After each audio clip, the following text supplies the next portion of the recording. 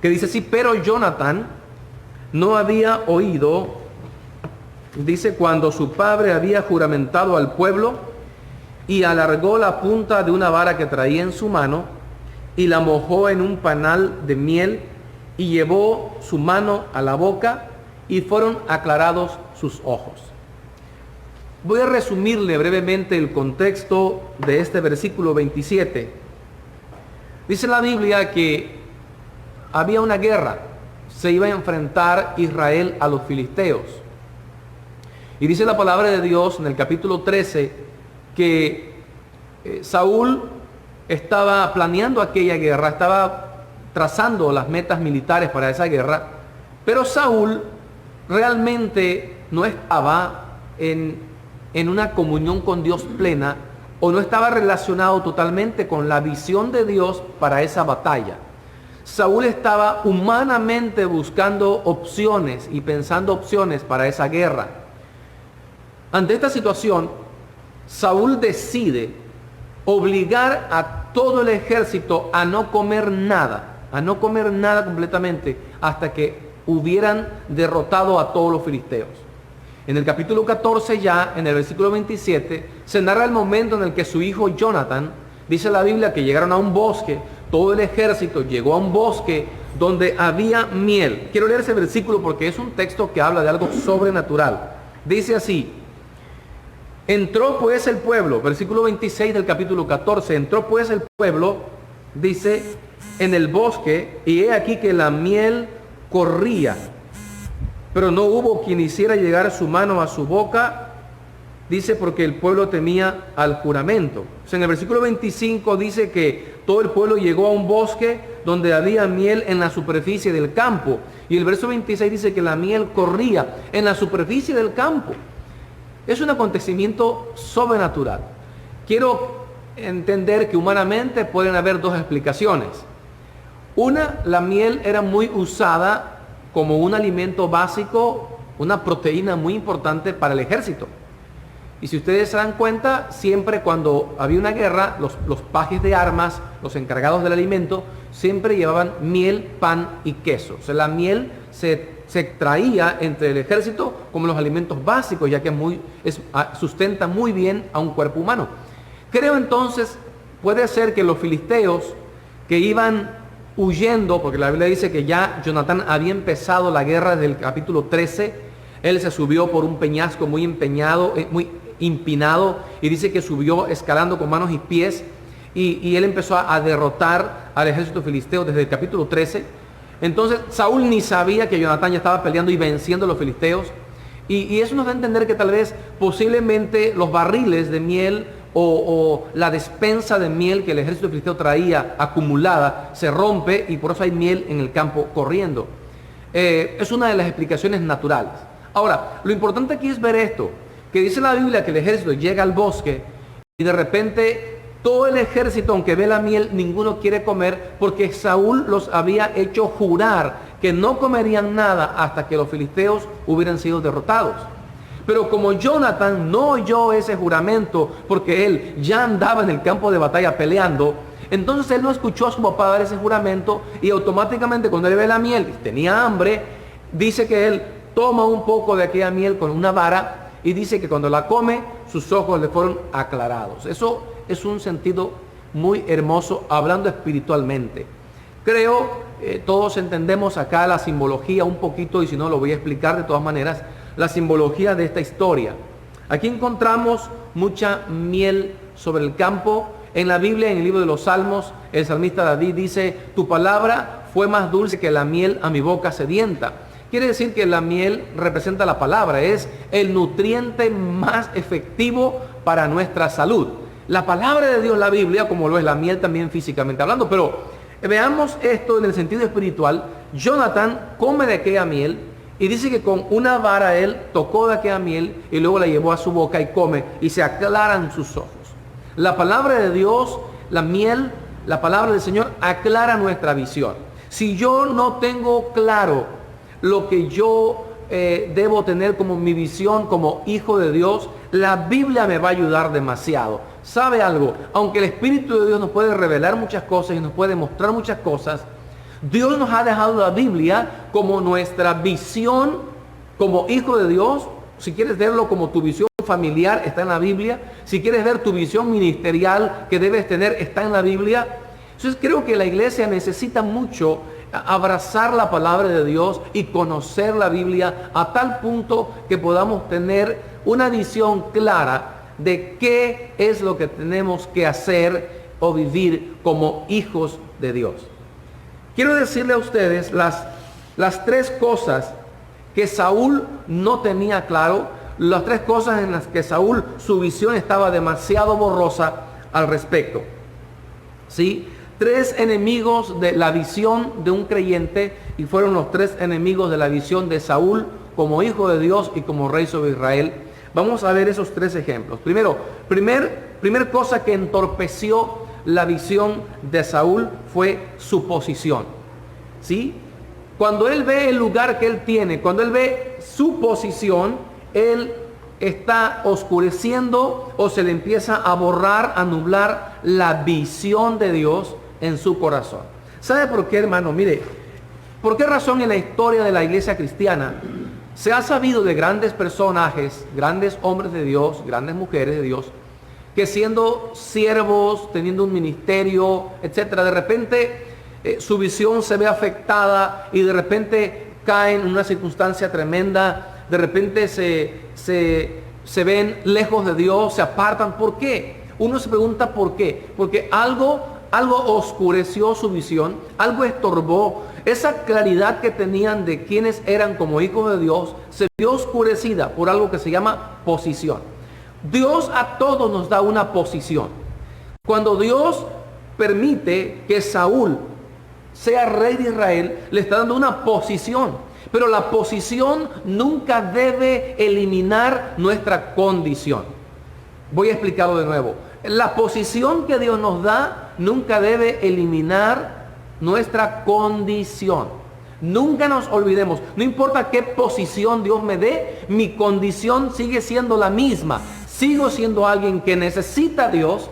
Sigo siendo alguien que le urge contar con la presencia de Dios. Sigo siendo alguien que necesita el Espíritu de Dios, el toque de Dios. Amén. No podemos olvidar eso. No importa qué posición tengamos, no importa cuán líderes seamos, cuán pastores seamos, cuán ministros seamos, nuestra visión no debe de perder esa claridad. Tengo una condición, soy humano, soy débil, no puedo olvidar esa parte.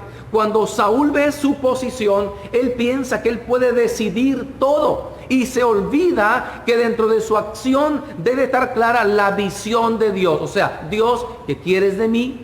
Dios, ¿qué voy a hacer por ti? Dios, ¿qué puedo hacer por los demás? Amén. Una visión clara incluye, Señor, ¿qué debo hacer por mí? ¿Cómo puedo mejorar mi vida? ¿Cómo puedo cambiar, ser mejor? ¿Cómo puedo? ¿Qué debo hacer para mejorar? También, Señor, ¿qué puedo hacer por ti? O sea, ¿qué quieres que yo haga para ti?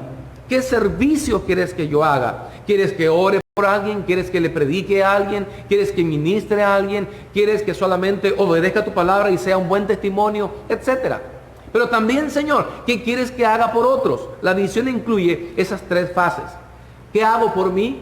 ¿Qué hago para Dios? ¿Y qué hago por los demás o para los demás? Saúl llega al reino, es el rey, y lo he estado enseñando los miércoles. Explicaba yo que la voluntad de Dios era que Israel no tuviera rey. De hecho, cuando Dios los apartó, ¿verdad? En Éxodo 19 les dijo, yo quiero que ustedes me sean un reino de sacerdotes, no un reino de reyes. Ahí vino el problema. De hecho, mismo Samuel, después que nombra a Saúl, aquí en el capítulo 12 y 13 de 1 de Samuel, vemos cuando Samuel, después que nombra a Saúl como rey y lo unge, le dice, bueno, ahí está su rey que ustedes pidieron, pero Dios quería ser rey sobre ustedes, mas ustedes pidieron rey. O sea, había un problema tremendo allí. Pero este rey, después que está ya en el trono, no ve la visión de Dios para él, la visión de Dios en cuanto a lo que Dios quiere que él haga para Dios y lo que debe hacer para los demás, sino que él se enfoca en él mismo. Era un tanto egocéntrico y eso empezó a hacerle perder la visión. Cuando nosotros vemos nuestra posición, entonces olvidamos la condición. Eso es un peligro. Y Saúl automáticamente empieza a tomar decisiones personales. Cuando él valora mucho su posición, está empezando a perder la visión. Él no debía gobernar, sino Dios a través de él. Posición, el error de Saúl.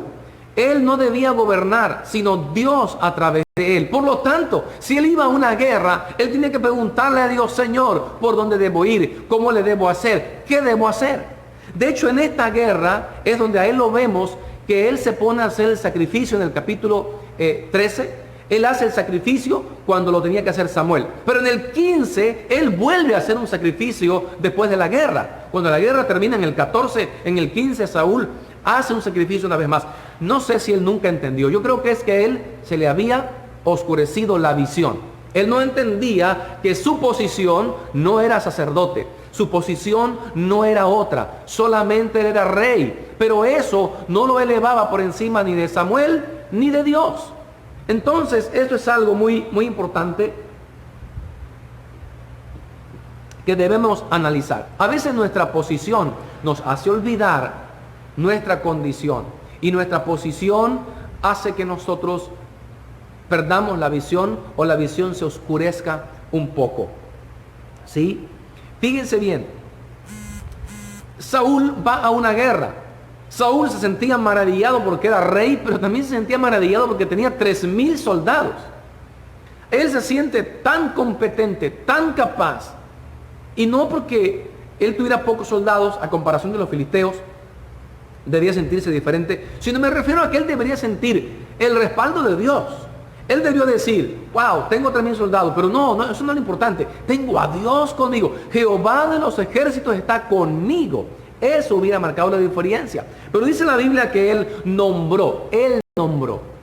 Y dice incluso en la Biblia por allí, en otros versículos, que él escogía a todo aquel que era diestro para la guerra, lo ponía como soldado. O sea, él nunca oró, él nunca dijo: Señor, ¿a quiénes vas a usar como tu ejército? Como el caso de Gedeón, que Gedeón decía cada rato: Señor, ¿quiénes irán conmigo a la guerra? A ver, dime quiénes. Y Dios le decía: bueno, los que beban agua con su mano a la boca, que no se inclinen, sino que con la mano le llevan a su boca, esos van a la guerra. Saúl no hacía eso. Él en su posición dijo: bueno, nombro 3,000 soldados. 2,000 para mí y 1,000 para Jonathan.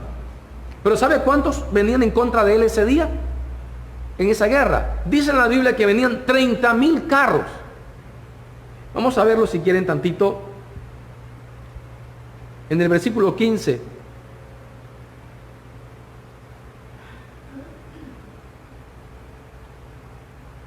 No, permítame. Es en el capítulo 13. Capítulo 13, para ver la cantidad de soldados. Ya en el 15 vamos a ver otro texto. En el capítulo 13, miren esta descripción. O sea, dice: entonces los filisteos, 13:5, primero de Samuel 13:5, entonces los filisteos se juntaron para pelear contra Israel. Escuche, 30,000 carros, 6,000 hombres de a caballo. O sea, nada más de carros eran 30,000. Cada carro se supone que traía de 2 a 4 soldados. Uno que conducía el vehículo, otro que lanzaba flechas con fuego o sin fuego, y otro que le pasaba las flechas al soldado que iba adelante. O sea, si eran 30,000 carros, nada más en los carros iban unos 120,000, o vamos a poner 100,000 hombres. Pero luego dice 6,000 hombres de a caballo. O sea, jinetes con caballos 6,000. Pero luego dice: y pueblo numeroso como la arena que está en la orilla del mar, y subieron y acamparon en Micmas, al oriente de Bet-Aven. O sea, imagínese usted contra quién se está enfrentando Saúl. Y yo no dudo que Dios le pudiera dar la victoria. De hecho, Dios se la dio, pero se la dio por mano de Jonathan, no por la mano de él.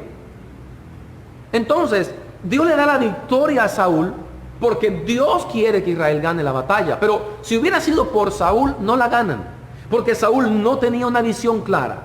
Su posición lo confunde. Él piensa que él puede ganar porque él es rey. Él piensa que él tiene mucha gente, 3,000, pero no tiene nada a comparación de los filisteos. Vemos en la Biblia que Gedeón con 300 derrotó a miles.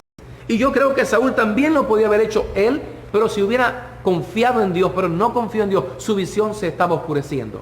A veces tú y yo nos sentimos derrotados, y la culpa no está en que Dios no nos ayude, sino que nosotros, nuestra visión se oscurece porque estamos seguros que podremos por lo que somos, no por el que está con nosotros, o no por mismo Jesucristo, que es nuestro Señor y Salvador. Entonces vemos cómo aquí esta posición de rey a Saúl le afectó demasiado. Él se siente competente. Él siente que él puede decidir por qué gana.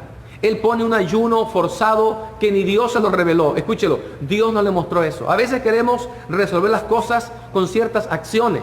Pero realmente lo importante no es tanto las acciones que tenemos, sino cuán clara tenemos la visión de Dios en nuestra vida. Tal vez podemos ayunar demasiado, pero somos demasiado desobedientes.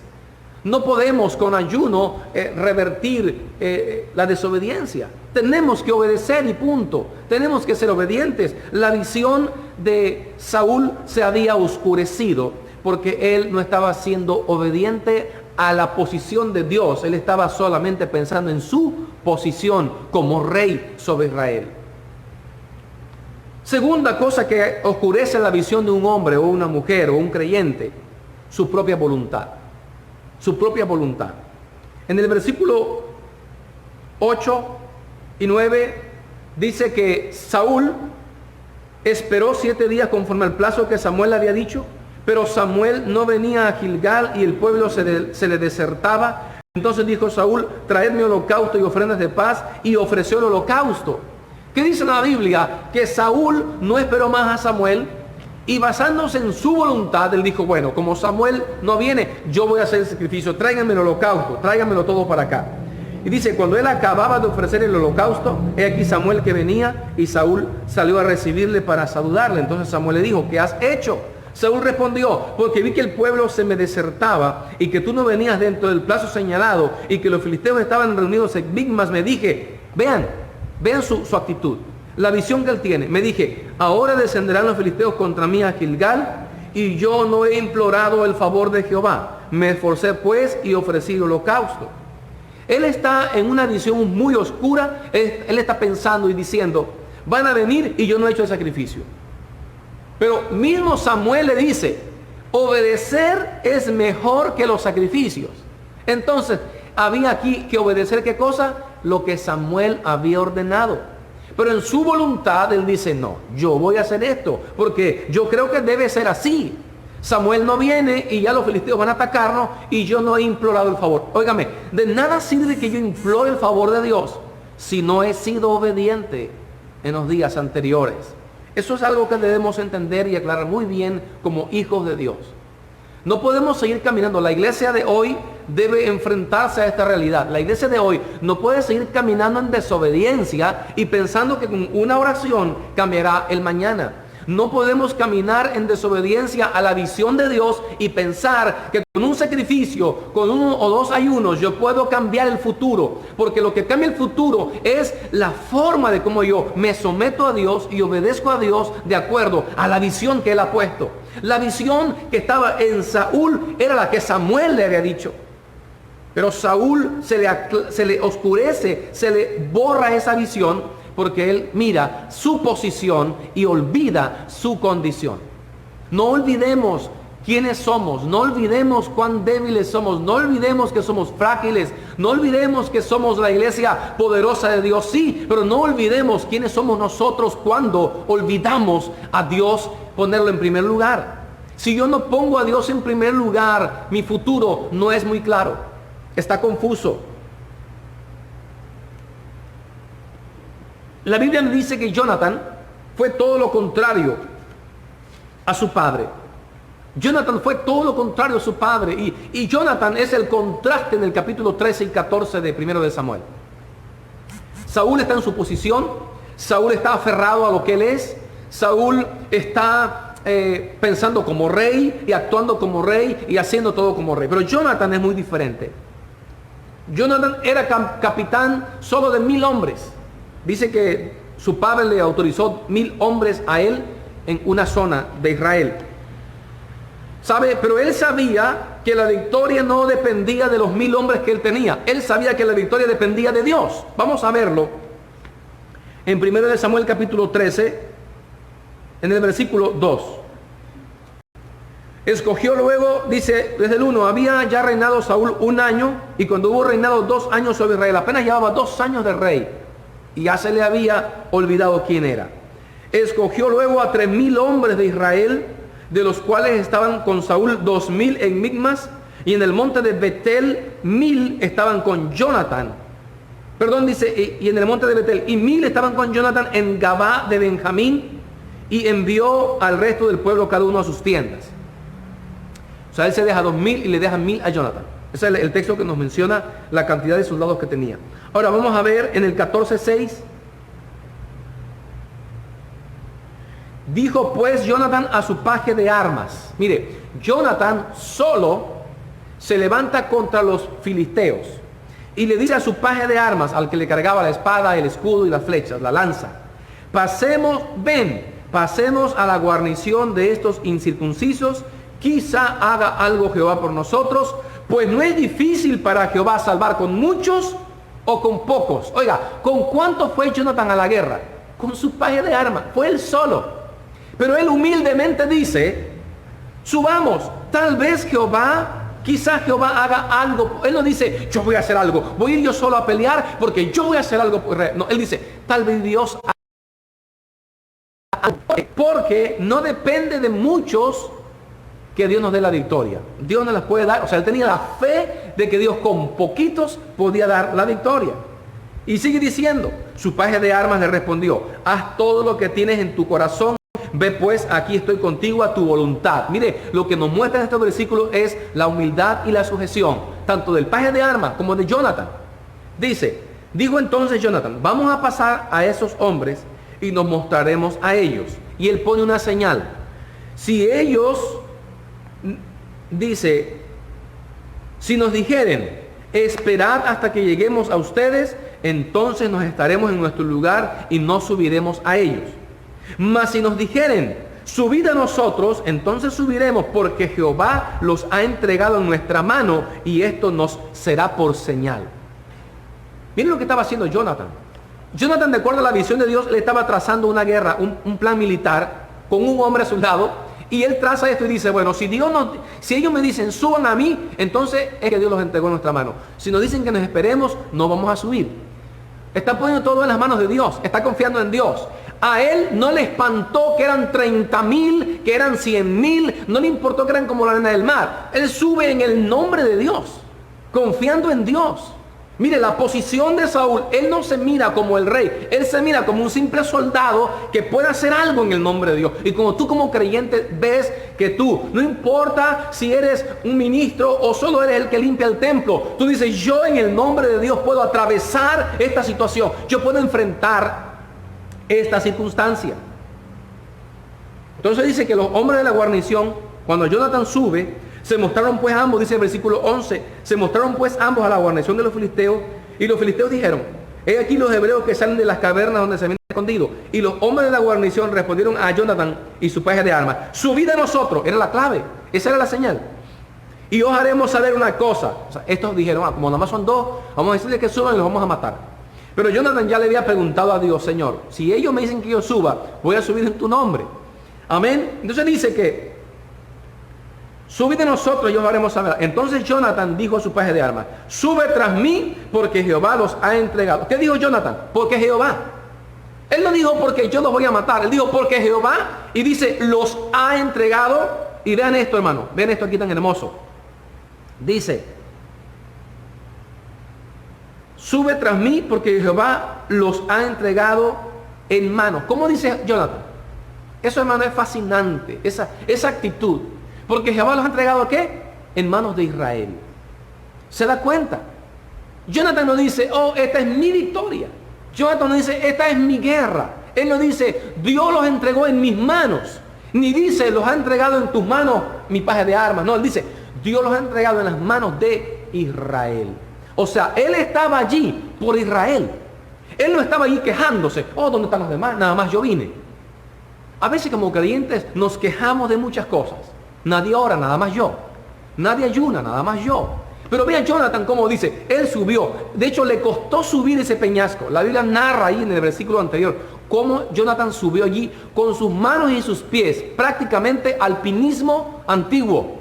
Subió. Y dice la Biblia que suben, y miren lo que sucede, lo que sigue aquí es un milagro. Dice: subió Jonathan trepando con sus manos y sus pies, y tras él su paje de armas, y a los que caían delante de Jonathan, dice, y a los que caían delante de Jonathan, Su paje de armas que iba atrás, él los mataba. Y fue esta primera matanza, escuche este relato bíblico, y fue esta primera matanza que hicieron Jonathan y su paje de armas, como 20 hombres en el espacio de una media yugada de tierra. Una yugada que es aproximadamente lo que mide la yunta de bueyes con todo y el arado, son entre 10 y 12 metros. O sea, mataron 20 personas en 6 metros.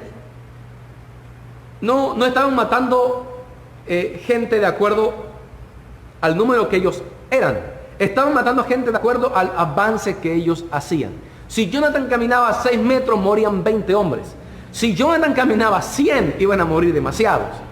De hecho, eso echó a huir a los filisteos ese día. Todos huyeron y luego Saúl se une a la guerra y los matan a todos. Y Saúl piensa que es su guerra, pero Israel le dice, momento, no podemos hoy hacerle daño a Jonathan, quien ha traído esta gran victoria. Entonces, hermano, la visión se va a oscurecer si nosotros nos elevamos en nuestra posición y en nuestra voluntad.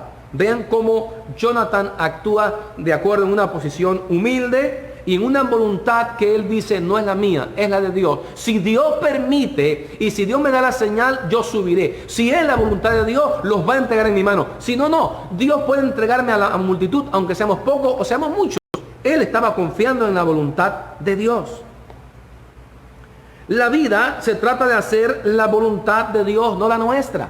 La vida cristiana es exitosa cuando hacemos la voluntad de Dios.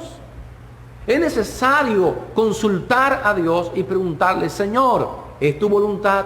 ¿Debo hacer esto? ¿Quieres que haga esto? Orar por aquellas cosas que estamos planeando o haciendo. Mire, lo que estamos viviendo en estos tiempos nos ha demostrado que por más que planeemos nuestra vida, nada se logra si no incluimos a Dios en nuestros planes. Todo el mundo había planeado cosas. Mucha gente planeó grandes cosas. Muchos empresarios planearon grandes negocios. Todos planeamos algo. Todos pensábamos algo para el 2020, pero el 2020 nos sorprendió. A inicios del año nos sorprendió. Todo cambió en unos meses. Ahora, lo que Dios está permitiendo es que en esta guerra, en esta batalla, los que confíen en Dios, los que pongan la voluntad de Dios primero, los que se olviden de su posición y miren la posición que tiene Dios, es el Señor de tu vida, son los que vamos a vencer. Necesitamos confiar en Dios ahora más que nunca. Y no se trata de si me enfermo o no me enfermo, se trata de si me salvo o no me salvo. Eso es vencer. La Biblia dice que ellos le han vencido por la sangre del Cordero. La Biblia habla de que los que en la gran tribulación dan su vida por Cristo, la Biblia habla que vencieron, pero murieron. Porque no siempre vencer es vivir, a veces vencer es llegar al cielo. Debemos de interpretarlo correctamente. No se trata de si morimos o no, se trata si llegamos a nuestro destino o no llegamos. La vida cristiana se trata de si al final estarás en los brazos de Dios o no. Eso es lo que debería importarnos. No nos debe de importar otras cosas, no debe de importarnos cuánto hacemos o qué hemos logrado. Nos debe de preocupar dónde estaremos en la eternidad. Esa debe ser la meta. Es qué hicimos para Dios, es cómo le agradamos a Él, cuál fue nuestra visión. La visión de Dios para ti es que un día estés en su presencia por la eternidad, mientras tú y yo estamos pensando en dónde estaremos mañana. Qué grandes contradicciones de la vida, ¿no? Realmente pensamos que las cosas materiales son tan importantes cuando es lo que más nos debería importar. Es lo que menos nos debería importar es esta vida. Nos debería de importar la eternidad, el cielo. Otra cosa que estorba la visión de un hombre o una mujer de Dios es la religiosidad. Eso oscurece la visión de un hombre o una mujer, la religiosidad. Es lo que los fariseos tenían en sus ojos. Cuando Jesús los llamó ciegos, guías ciegos, es porque la visión de los fariseos estaba muy, muy oscura, pues ellos eran muy religiosos. Habían puesto la religión por encima de Dios. Habían puesto sus conceptos por encima de Dios y eso los había alejado de la visión correcta de la promesa y la profecía del libro de Isaías. Primera de Samuel 13, 12 y 14.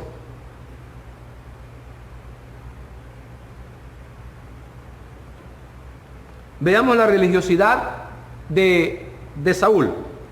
Dice en el versículo 12 al 14: Me dije, ahora descenderán los filisteos contra mí a Gilgal, y yo no he implorado el favor de Jehová. Me esforcé pues y ofrecí holocausto. ¿Cuántas veces escuchas a personas que dicen, es que yo me he esforzado, yo he buscado a Dios? La pregunta es, ¿le hemos obedecido a Dios? Dice Saúl, yo me esforcé, yo adoré a Dios, yo alabé, hice un altar. La pregunta es, ¿obedeciste a Dios, Saúl? La pregunta no es cuánto te esfuerzas adorando o cuánto te esfuerzas leyendo la Biblia. La pregunta es, ¿cuánto hemos obedecido a Dios? Esa es la pregunta. Eso es lo que importa. Pero el religioso, la religiosidad te lleva a vivir solo practicando ciertas cosas todos los días de tu vida, pero no te lleva a obedecer la palabra de Dios. Los fariseos eran muy religiosos. Tenían sus prácticas, sus costumbres, sus celebraciones, sus rutinas. Pero dice la Biblia que no entendían a Cristo, ni creían en Cristo Jesús, y menos le obedecían. ¿Por qué me llamáis Señor, Señor, si no haces lo que yo digo? Eso es algo muy importante, hermano, muy serio. Saúl se consideraba un gran religioso, un gran hombre que temía a Dios. El verso 13 dice, entonces Samuel le dijo, locamente has hecho, no guardaste el mandamiento de Jehová tu Dios que él te había ordenado. Era un mandamiento de Dios, pero como se lo dio Samuel, él no lo veía como mandamiento de Dios. Qué terrible es cuando el creyente pierde la visión y no se da cuenta que la enseñanza que recibe, aunque sea de un hombre, no es de un hombre, es de Dios. Y quizás nos enferma lo que oímos en redes sociales de gente que dicen, es que los pastores engañan a la iglesia y ellos lo que quieren es esto y lo otro, etcétera. No me importa eso. Usted tiene que tener una visión de acuerdo a la palabra de Dios, a lo que la Biblia dice. ¿Quién le dio el mandamiento a Saúl? Se lo dio Samuel. ¿Qué le dijo Samuel? Espérame en Gilgal hasta que yo venga a ti y haremos un sacrificio a Jehová. El mandamiento era espérame, no era el sacrificio. Saúl malinterpretó. Él pensaba que el mandamiento era hacer el sacrificio. No, el mandamiento era espera hasta que venga Samuel. Le dice aquí incluso y le menciona, locamente has hecho, no guardaste el mandamiento. Oye, pero yo adoré, yo sacrifiqué, yo hice esto. Pero le dice, no guardaste el mandamiento, o sea, no obedeciste la palabra de Dios. Pues ahora Jehová hubiera confirmado tu reino sobre Israel para siempre. Mas ahora tu reino no será duradero. Jehová se ha buscado un varón conforme a su corazón, al cual Jehová ha designado para que sea príncipe sobre su pueblo, por cuanto tú no has guardado lo que Jehová te mandó. Es tremendo. Saúl no guardó el mandamiento. Saúl estaba guardando sus propios designios. Estaba adorando, sí, pero no tenía temor de Dios, no obedecía la palabra de Dios. Y hoy día es algo tan común que como creyentes, y yo me dirijo a la iglesia en el mundo entero, me dirijo a toda la persona que escuche este mensaje. No es un mensaje local, aunque es un mensaje predicado, dirigido, pensado para la iglesia local, es a la iglesia mundial si es posible. Pero es tan común que las personas, aunque seamos creyentes y decimos, no, yo no soy religioso, yo no tengo religión, realmente nos hemos convertido muy religiosos. Porque queremos con nuestros conceptos o nuestras acciones, queremos que Dios se quede pasmado y asombrado de los hijos de Dios que somos. Y realmente lo que impacta a Dios es la obediencia. Es la obediencia a Él. ¿Sí? Él hizo el sacrificio y luego Él dijo, primero voy a hacer sacrificio y luego iré a la guerra. Pero eso no lo es todo en la vida. Él dijo, es que primero había una guerra y urgía el sacrificio. Yo hice el sacrificio porque no podíamos ir a la guerra sin el sacrificio. No, hubiera sido ir mejor a la guerra con la obediencia. Porque la obediencia le iba a dar la victoria en la batalla. Seguimos leyendo. Ahora en el capítulo 15, versículo 21 y 22. Capítulo 15, versículo 21 y 22. Aquí es cuando Saúl va a derrotar a Amalek. Amalek era una ciudad, tenía como rey a Agag, era rey de Amalek. Se dice, versículo, vamos a leer desde más arriba.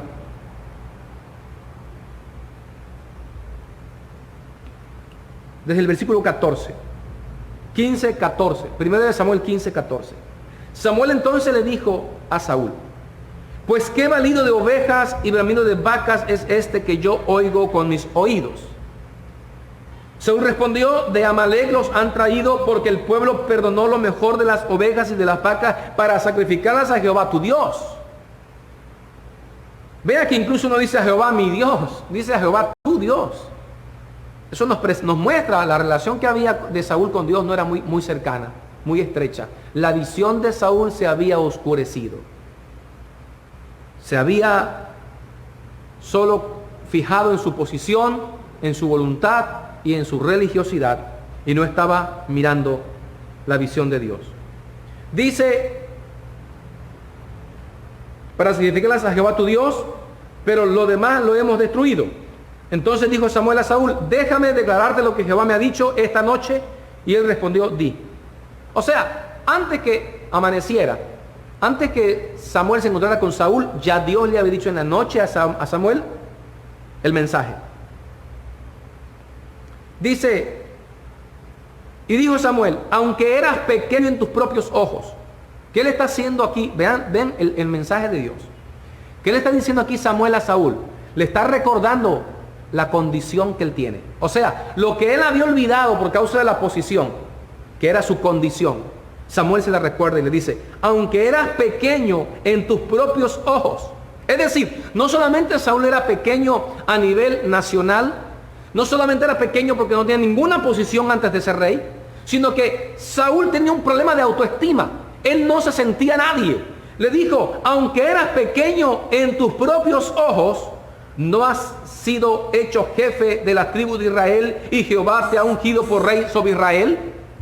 Aunque tenías baja autoestima, aunque sentías que no valías nada, ¿acaso Dios no te ha puesto como rey sobre un pueblo? Y Jehová te envió en misión y te dijo: ve, destruye a los pecadores de Amalec y hazles guerra hasta que los acabes.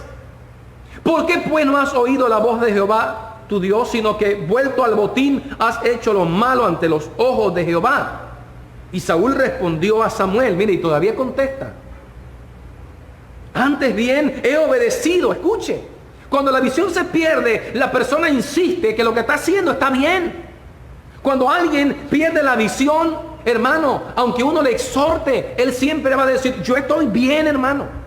Está mal el pastor, está mal la iglesia, están mal los líderes, yo estoy bien. Dice Saúl: yo he hecho bien.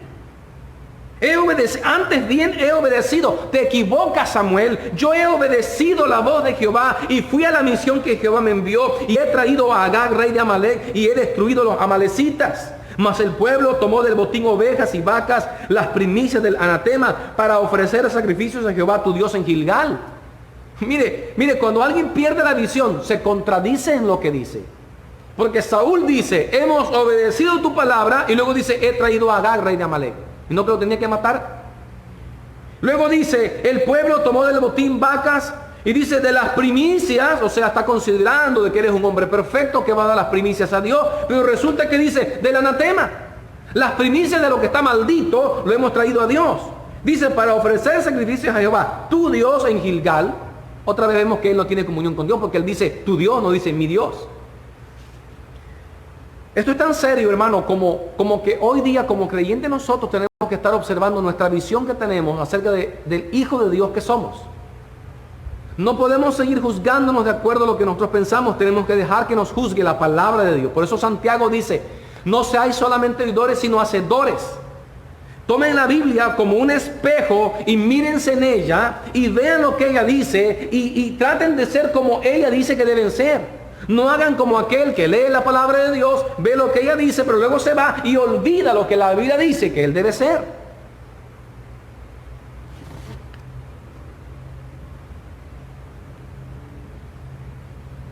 Saúl pensaba que con el hecho de correr a adorar a Dios cuando él lo necesitaba era suficiente para estar bien con Dios. Tenemos que buscar a Dios siempre. No solo en algunas ocasiones, no solo en algunos momentos, no solo en algunas etapas.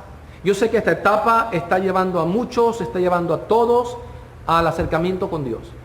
Es tiempo entonces de que en nuestra vida tan personal que tenemos, en nuestra vida devocional tan personal que tenemos, empecemos realmente a vernos a nosotros mismos a observarnos a nosotros mismos, porque es tiempo de que mejoremos nuestra vida delante de Dios. Yo recuerdo cuando Dios le dijo a Ezequías, Ezequías, vas a morir, arregla tu casa porque vas a morir. Sin duda, Dios quería que Ezequías arreglara su vida personal, arreglara su condición. Amén. No la posición, es que eres rey, es que Señor, soy el rey de Israel, no. Y Ezequías se voltea a la pared y empieza a llorar y empieza a reconocer tantas cosas y Dios le concede 15 años más de vida. Pero es necesario que hagamos un análisis de nuestra vida espiritual y que podamos entender el plan de Dios, el propósito de Dios y obedecer la palabra de Dios. Quiero que veamos el contraste de Jonathan. Un hombre que no es religioso, un hombre que no obedece por condición, no obedece para adquirir algo, sino que él obedece por amor a Dios. Si Jonathan no era religioso, Saúl desobedecía y consultaba. Saúl desobedecía a Dios y luego preguntaba, Señor, ¿qué hago? Saúl desobedecía y luego adoraba, desobedecía y adoraba. Jonathan solo obedecía. Veamos lo que dice el capítulo 14.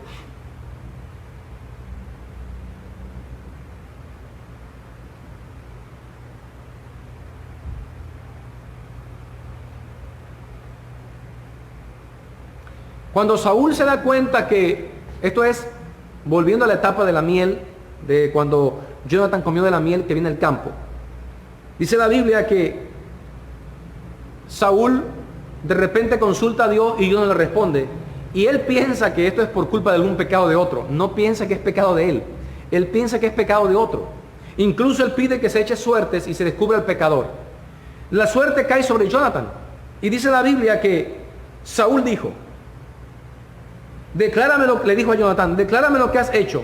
Y Jonathan se lo declaró diciendo, ciertamente gusté un poco de la miel con la punta de la vara que traía en mi mano y he de morir. Saúl respondió, así me haga Dios y aún me añada que sin duda morirás. Oh, qué obediente estaba Saúl acá. Muy obediente. Como este hombre desobedeció a lo que yo dije, pero es que esto no lo había dicho Dios. Este ayuno no lo puso Dios. Este ayuno lo puso Saúl. Este ayuno fue Saúl el que hizo juramentar al pueblo, ustedes no van a comer nada hasta que me haya vengado de mis enemigos. Él no dice, hasta que hayamos derrotado a los enemigos de Jehová. No, él dice mis enemigos. Entonces, dice Saúl, así me haga Dios y aún me añada que sin duda morirá. O sea, mira, Jonathan, aunque eres mi hijo, yo soy tan religioso, tan obediente a Dios, que aunque sea mi hijo, te voy a quitar la vida. Hoy vas a morir. Entonces dice la palabra de Dios, que entonces el pueblo dijo a Saúl, ¿ha de morir Jonathan, el que ha hecho esta grande salvación en Israel? No será así. Vive Jehová, que no ha de caer un cabello de su cabeza en tierra, pues que ha actuado hoy, escuche, con Dios. Esa es la clave. Se da de cuenta. El pueblo de Israel está consciente. Si alguien hoy le dice, mira Saúl, si alguien hoy aquí caminó con Dios, fue Jonathan. Si hubo alguien que clamó y con temor obedeció, fue Jonathan. ¿Dónde dices tú que eres tú el que va a obedecer? Si alguien hoy actuó con Dios, ha sido él. Y el pueblo libró de morir a Jonathan. Si no hubiera sido así, hubiera muerto Jonathan ese día, porque sabe que cuando alguien pierde la visión, no le importa a quién mata. En el sentido espiritual me refiero. Pero es interesante notar que la palabra del Señor nos ofrece a nosotros un consejo muy importante. Jonathan actuó con Dios. Eso es lo que marca la vida. Alguien que tiene una visión clara es alguien que actúa con Dios. Esto me recuerda a Enoc. Y caminó Enoc con Dios y Dios le llevó porque Enoc caminó con Dios. Esa expresión, porque Enoc caminó, es porque no tenía la visión clara. ¿Por dónde va Dios? Allí voy yo. ¿Quién se iba a imaginar que el lugar correcto para subir contra los filisteos era por un peñasco? Era por un desfiladero, por un lugar inaccesible. ¿Quién se iba a imaginar que era por allí? Dios guió a Jonathan. Jonathan caminó con Dios, actuó con Dios. Eso es alguien que no es religioso, no tiene una religión, no tiene una práctica de religión, sino que tiene una relación con Dios, escucha a Dios, obedece a Dios y tema a Dios. Los ojos de Jonathan fueron aclarados, dice la Biblia. Él tenía la visión más clara ese día, pero Saúl era todo lo contrario. Ustedes saben la historia, ustedes recordarán que Saúl pierde el reino, Dios lo tiene que quitar, y él se siguió manteniendo como rey a la fuerza o terquedad, no sé, pero creo que Dios estaba preparando a David mientras Saúl seguía como rey. Pero Dios desechó a Saúl como rey de Israel. Vino David, un hombre conforme al corazón de Dios, un hombre que tenía la visión clara del propósito de Dios para su vida. Yo quiero aconsejarle hoy a la iglesia, en todo el mundo, hermano que me está escuchando, creyente que me escuchas, ¿sabes algo? Que incluso esta etapa que estamos viviendo no oscurezca tu visión. No, que no se te oscurezca la visión. ¿Sabe? Se escucha de que hay muchas dificultades familiares a causa de la pandemia, a causa de la cuarentena. Y se dice, bueno, es que estar encerrados afecta. Mire, hermano, enfóquese en Dios. Enfóquese en la visión. ¿Qué es lo que Dios tiene pensado para tu familia?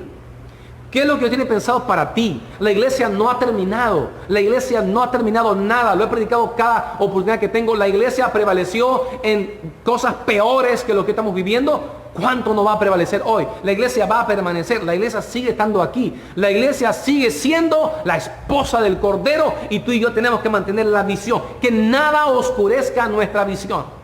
Aun que no haya un culto o una reunión en la iglesia, no significa que tú no puedas tener comunión con Dios. No pongamos eso como pretexto, al contrario.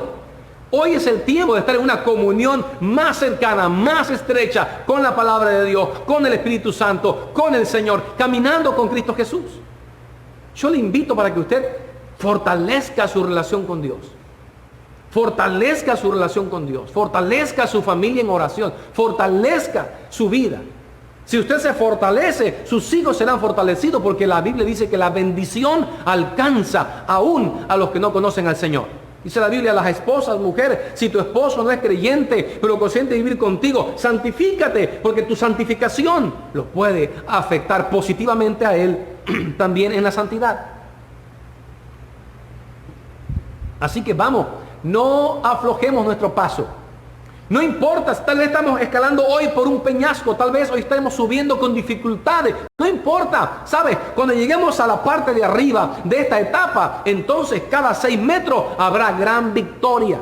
Gran victoria. Cada media yugada caían 20 hombres. Es una enseñanza tremenda que hay ahí en la palabra de Dios. Amén. Así que yo deseo esta mañana orar con todos ustedes. Vamos a clamar a Dios, decirle, Señor, que nada ocupe, que nada estorbe en mi visión. Sé perfectamente bien quién eres tú. Yo soy tu hijo y mi llamado es obedecerte a ti y servirte, y lo voy a hacer. Te voy a adorar, Dios mío, no para provocar cosas. Te voy a adorar porque tú eres mi Señor. Tú eres mi Dios. Amén. Oremos a Dios. Señor Jesús, te damos gracias por tu palabra en esta mañana. Gracias, Dios, por tu amor y tu bondad. Gracias por hablar a nuestro corazón. Tal vez la visión de alguno, Dios mío, se estaba oscureciendo. Estaba, Dios mío, preocupado. O se estaba oscureciendo, Señor, porque estaba olvidando, Dios mío, su condición. Tal vez estaba oscureciendo, Dios mío, porque estaba pensando en su voluntad, en sus intereses, en sus pensamientos, en sus decisiones. Pero hoy se aclara la visión. Por lo que más nos interesa es tu voluntad, tus planes, tus propósitos, en el nombre de Jesús. Glorifícate, Dios. Toca tu iglesia, Espíritu Santo. Bendice tu iglesia en el mundo. Fortalece a tus hijos. Fortalece las familias. En el nombre de Jesús, que cada creyente pueda acercarse más a ti, pueda unirse más a tu presencia. Oh Dios mío, pueda crecer en comunión en el nombre de Jesús. Tal vez hoy estamos subiendo con las manos y los pies, pero cuando estemos arriba veremos tu gloria, veremos tu victoria, veremos a un enemigo tan grande derrotado como el más pequeño de la historia de la iglesia, en el nombre de Jesús de Nazaret. Porque es tuya la guerra, Señor, y es tuya la bendición sobre tu pueblo. Yo bendigo, Dios mío, y fortalezco en tu nombre a aquel que se siente débil, cansado, preocupado, que no sabe, Dios mío, que tiene incertidumbre por el mañana. Que no tenga más incertidumbre, porque la iglesia tiene clara aún, Dios mío, el mañana y el futuro eterno en el nombre y la sangre de Cristo Jesús. Porque tenemos claro tu propósito y tu llamado, Señor. Tenemos claro hacia dónde vamos en el nombre de Cristo Jesús. bendice y fortalece a la iglesia. Oh, que haya un derramamiento de tu poder y tu fuerza sobre la iglesia de Cristo en el mundo, en el nombre poderoso de Jesús.